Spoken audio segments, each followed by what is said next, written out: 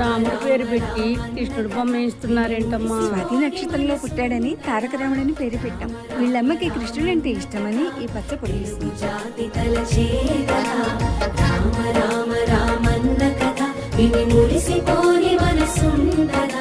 మంత్రులు గారు మా ఊడికి చదువు చెప్పాలండి. శ్లోకాలు బాగా చెప్తాడండి. ఏమొచ్చిరా అబ్బాయి, ఒక శ్లోకం చెప్పు.